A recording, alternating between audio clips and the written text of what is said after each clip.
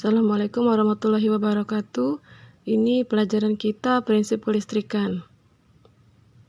A. Sistem transmisi energi listrik. Sistem transmisi energi listrik merupakan proses penyaluran atau pengiriman energi listrik yang dihasilkan dari sebuah pembangkit menuju sistem distribusi kepada pelanggan. Menurut KBRI, istilah transmisi dapat diartikan sebagai pengiriman atau penerusan. Nah, ini adalah proses penyaluran energi listrik. Dapat kalian lihat dari gambarnya, ya. Ini ada sistem pembangkit listrik, kemudian ada trafo, kemudian ada saluran transmisi, ada lagi trafo penurunan, kemudian saluran distribusi, kemudian trafo penurunan tegangan rendah dan ke konsumen. 1. Pembangkit listrik atau power plant. Pembangkit listrik berfungsi menghasilkan energi listrik.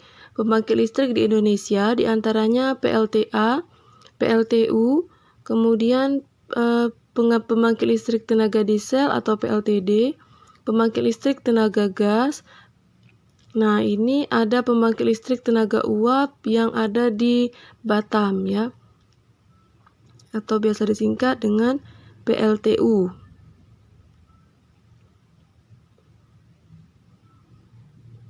2. Trafo penaikan tegangan. Transformator atau trafo penaik tegangan berfungsi menaikkan tegangan yang dihasilkan oleh sistem pembangkit listrik. Tegangan listrik kemudian menjadi tegangan tinggi dan tegangan ekstra tinggi untuk disalurkan melalui sistem transmisi. Inilah yang disebut dengan transformator.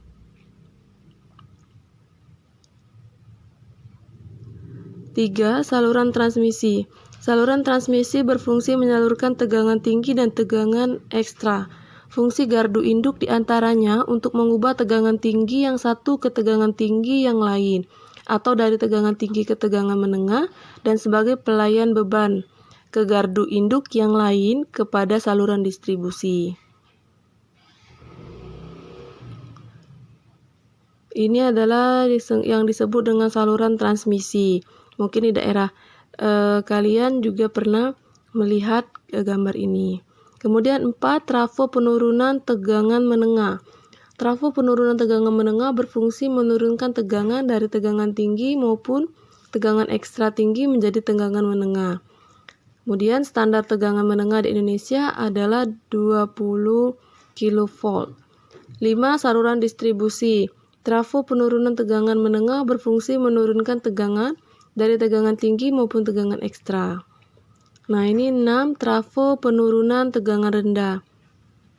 Trafo penurunan tegangan rendah berfungsi menurunkan tegangan dari saluran distribusi menjadi tegangan rendah sebesar 220 volt atau 380 volt. Dari trafo penurunan tegangan rendah ini, listrik mengalir ke rumah atau konsumen. B. Prinsip kelistrikan. Di sini listrik dapat diartikan sebagai sesuatu yang muncul akibat adanya muatan listrik. Muatan listrik muncul karena adanya pergerakan elektron dan proton. Instalasi listrik merupakan rangkaian terpadu yang menghubungkan sumber listrik melalui media penghantar atau konduktor.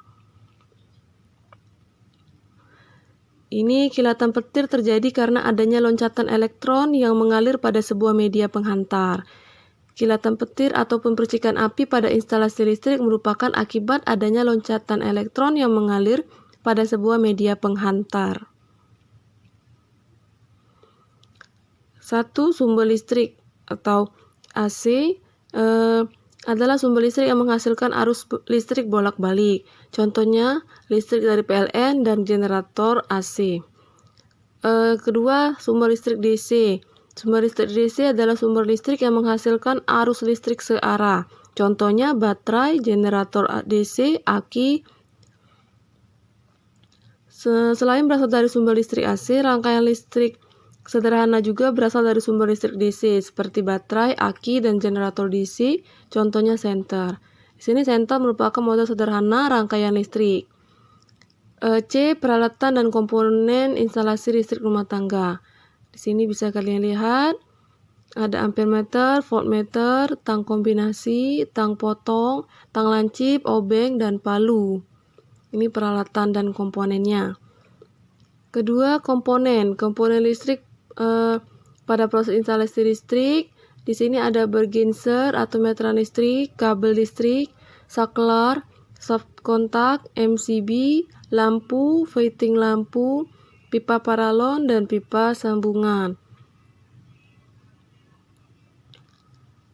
D. Perancangan listrik instalasi listrik rumah tangga. Perancangan instalasi listrik rumah tangga merupakan proses perencanaan yang dilakukan oleh seorang ahli instalasi dalam bentuk gambar atau dena instalasi listrik.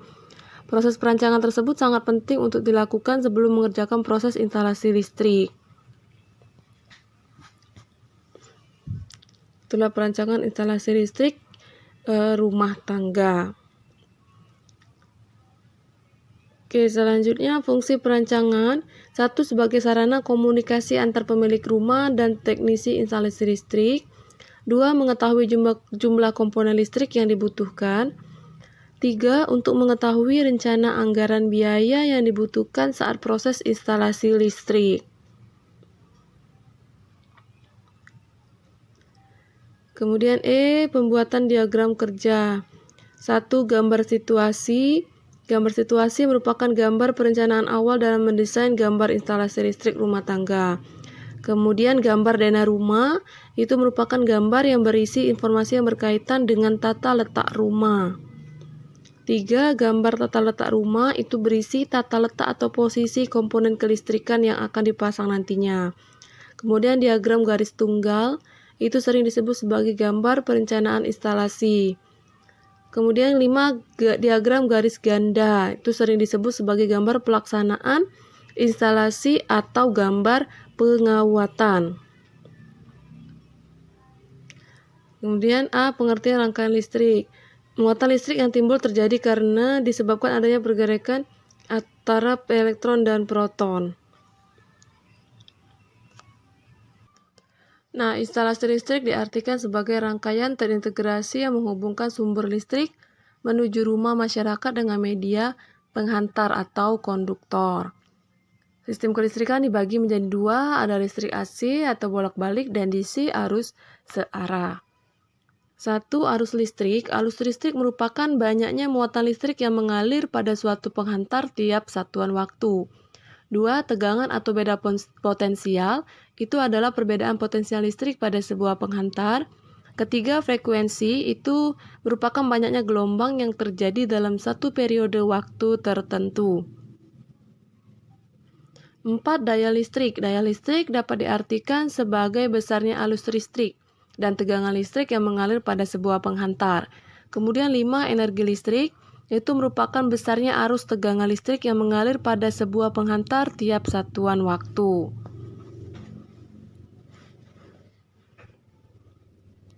Kemudian B. Bagian-bagian dan tata letak komponen instalasi listrik. 1. Meteran listrik. Meteran listrik komponen kelistrikan yang berfungsi sebagai pembatas daya yang digunakan oleh konsumen. Fungsinya sebagai pencatat atau penghitung daya yang digunakan oleh konsumen setiap bulannya. Nah, ini adalah meteran listrik. Pemasangan meteran listrik umumnya berada di depan rumah. Tujuannya mempermudah petugas PLN untuk mencatat nomor ID pelanggan dalam periode 1 bulan pemakaian listrik. Kemudian 2. Pengamanan listrik. Pengamanan listrik atau sekring merupakan bagian yang sangat penting. Fungsinya sebagai pengaman instalasi listrik apabila terjadi hubungan arus pendek pada jaringan atau beban dengan cara memutuskan arus listrik.